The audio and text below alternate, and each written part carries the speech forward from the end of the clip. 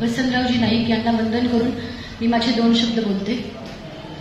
तसं बघायला गेलं तर दरवर्षी पावसाळा येतो आणि यावेळेस हाच काळ असतो की आपण वृक्षारोपण करावं. हर पेड माँ के नाम हा एक उपक्रम राबवलेला आहे. त्यानुसार शासकीय लेवलवरती जिल्हाधिकारी कार्यालयात किंवा आमच्या ऑफिसमध्ये आम्ही वृक्षारोपणाची किंवा काही रोपं लावून ते केलेलंच होतं. पण आज हा जो कार्यक्रम आहे मराठी पत्रकार संघटना आणि देवराई फाउंडेशन, तर हा अतिशय स्तुत्य उपक्रम आहे. वास्तविक पाहता आज आमचं सरपंचाचे आरक्षण सोडत होती, पण हा कार्यक्रम आहे आणि याच्यामध्ये आपल्याला जर एखादं इथं म्हणजे जिल्हा परिषदेच्या प्रांगणामध्ये एखादं रोप लावता येईल तर ही म्हणजे मी माझी आठवण किंवा माझी काहीतरी मेमरी इथं सोडून जाते. त्यामुळं हा कार्यक्रम मिस करायचाच नव्हता. त्यामुळे आम्ही वेळात वेळ काढून इथं आलो आणि इथं आल्यानंतर जसं शेरेकरजींनी सांगितलं की आयुष्यामध्ये त्यांना 1 लाख वृक्ष लागवड करायची आहे, तर हे खरंच त्यांनी विनंती केली त्यांच्या भाषणामध्ये. पण इथून खरंच मला एक प्रेरणा मिळाली की आता माझ्या पण क्वार्टरच्या आवारामध्ये खूप जागा आहे, पण आता 1 वर्ष झालं, गेल्या वर्ष तर पूर्ण इलेक्शनमध्ये गेला पूर्ण पावसाळा हा इलेक्शनमध्ये गेला आणि त्याच्यानंतर विधानसभेच्या तयारीमध्ये गेला. त्यामुळं असं काही करण्याचं म्हणजे मनात आलं होतं पण तसं करता नाही आलं.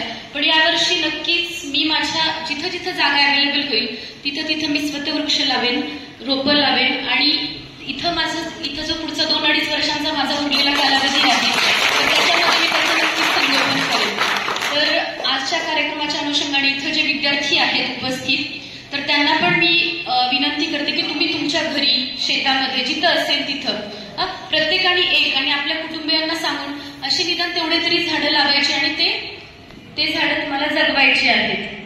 डॉक्टर राजेंद्र शेरेकर यांना त्यांनी आपलं प्रास्ताविक आणि या वृक्ष संवर्धन आणि वृक्षारोपण माध्यमिक शाळा कनिष्ठ महाविद्यालयाच्या प्रांगणामध्ये चंद्रेंद्र तालुका पत्रकार संघ, मराठी पत्रकार संघाद्वारे आयोजित या भव्य वृक्षारोपण कार्यक्रमाला उपस्थित स्टेजवरील मान्यवर, माननीय पोलीस निरीक्षक साहेब, उपविभागीय अधिकारी मॅडम, तहसीलदार मॅडम,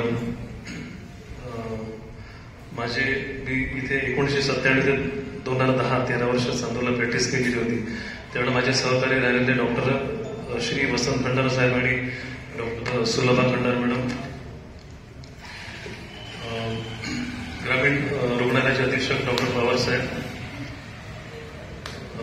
माझे छोटे बंधू तालुका पत्रकार संघाचे अध्यक्ष श्री प्रवीण शर्मा, राजूभाऊ अंबुरे साहेब ऍडव्होकेट, वरिष्ठ वकील, जिल्हा परिषद चे प्रमुख मुख्य डॉक्टर देशमुख साहेब.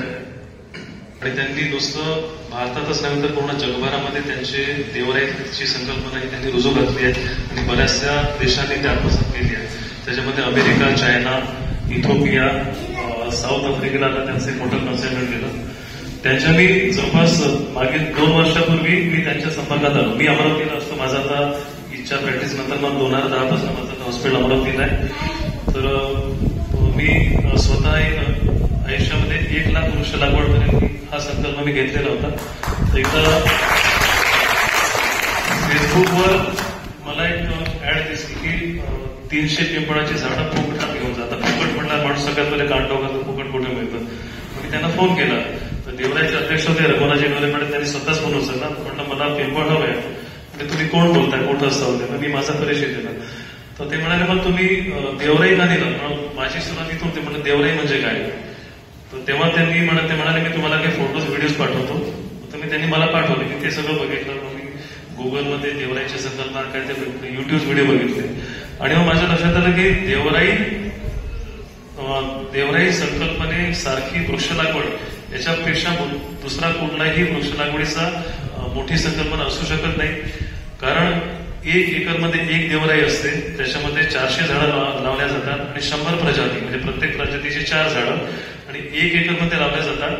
त्या 1 एकरमध्ये लावलेले हे 400 झाडं, 100 प्रजाती हे पुढे जाऊन त्याचं हजारो एकरामध्ये त्याचं ते पोलन्स, ते पोलिनेशन जे हवेद्वारे होतं, पक्ष्यांद्वारे, त्यांच्या चोचीद्वारे, पंखाद्वारे, शरीराद्वारे, ते पुढे जाऊन हजारो एकरामध्ये त्यांची वनं निर्माण होतात. आता वनाधिकारी मॅडम आहेत तिथे, त्यांना कल्पना असेल तर ती संकल्पना आवडली. तर आम्ही 2 वर्षापूर्वी अमरावती जिल्ह्यामध्ये विदर्भात प्रथम 25 देवळांची स्थापना केली. मागील वर्षी सेंडबॉलचा कार्यक्रम घेतला होता. वन विभागाच्या मत्स्य व्यवसायाच्या ठिकाणी आम्ही गेलो होतो. पत्रकार संघाद्वारेच आयोजित केला होता आणि हा एक तिसरा कार्यक्रम आहे या ठिकाणी. यावेळी आम्ही 10,000 रोपं हे पुण्याहून बोलावले. देवराई फाउंडेशन पुणे ह्या रोपाचा एक पैसा सुद्धा मूल्य घेत नाही. आम्ही स्वतःचे इथे अमरावतीमध्ये येतात त्याच्या वेगवेगळ्या संस्था, मेडिकल कॉलेज, IME जे आहेत, क्लब्स आहेत, लायन्स क्लब, रोटरी, वृक्षप्रेमीचे मोठमोठे संघटना असतात, त्यांना आम्ही वितरित करतो आणि हे सगळं आम्ही विनामूल्य करतो.